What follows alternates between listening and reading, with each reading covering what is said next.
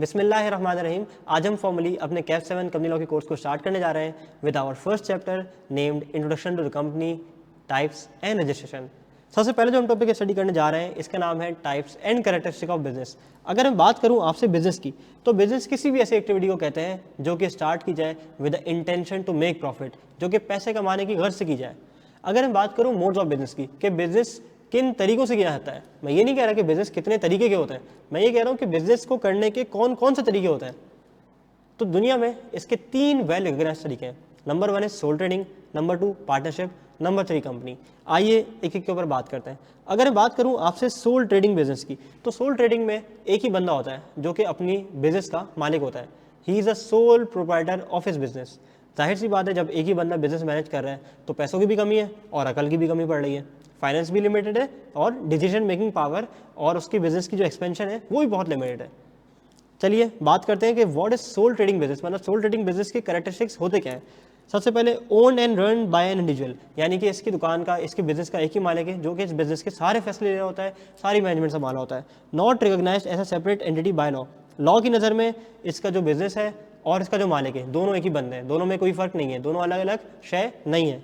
Number 3 individual liability for debts, यानी कि किसी से कोई उधार है, कोई रिसीवेबल है, पेबल है, तो उन सबका जिम्मेदार कौन है, उन सबका जिम्मेदार ओनर है। यानी कि अगर कोई डेट पे ऑफ करना है, कोई लायबिलिटी पे ऑफ करनी है, तो वो किसने करनी है, इसके बिजनेस से नहीं करनी, इसके ओनर ने खुद ने करनी है।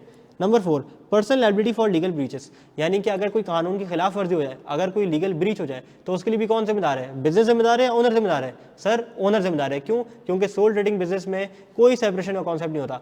ओनर एंड द बिजनेस दोनों एक यूनिट है, दोनों अलग अलग एंटिटी नहीं है, दोनों क्या है, एक यूनिट है। नंबर 2 अगर बात करूं मैं पार्टनरशिप बिजनेस की, तो पार्टनरशिप बिजनेस में 2 या 2 से ज़्यादा लोग होते हैं। पार्टनरशिप बिजनेस में जनरली पैसे जो है वो कंट्रीब्यूट कर रहे होते हैं पार्टनर। हो सकता है कोई कंट्रीब्यूट कर रहा हो सकता है कोई कंट्रीब्यूट ना भी कर रहा हो, लेकिन यूजुअली पार्टनर्स कैपिटल कंट्रीब्यूशन कर रहे होते हैं। अगर बात करूं मैं पार्टनरशिप की, तो लिखा हुआ है comprises of a group of individual, यानी कि 2 या 2 से ज़्यादा लोग, बट नॉट मोर देन 20%, क्योंकि अगर 20 लोग से ज़्यादा हो गए तो they have to form a company. Number 2 shared capital contribution. Number 3 not a legal person. कानून की नज़र में अगेन इस पार्टनरशिप की कोई हैसियत नहीं है, यानी कि कानून की नज़र में ये कोई सेपरेट एंटिटी नहीं है। अगर कोई जिम्मेदारी हुई, पे ऑफ करना हुआ, कोई रिसीवेबल हुआ, कोई पेबल हुआ, कोई लीगल ब्रीच हो गया, तो उसका जिम्मेदार कौन है, उसका जिम्मेदार इस बिजनेस के पार्टनर्स हैं। उसका जिम्मेदार कौन है, इस बिजनेस के पार्टनर्स हैं। Number 4 personal liability of debts. वही मैंने बात की कि अगर किसी को कोई डेट पे ऑफ करना है, लायबिलिटी पे ऑफ करनी है, तो वो किसने करनी है, वो इस बिजनेस के पार्टनर्स ने करनी है।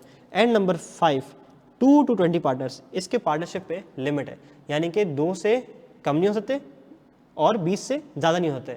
अगर 20 से ज़्यादा हुआ है तो they have to form a company.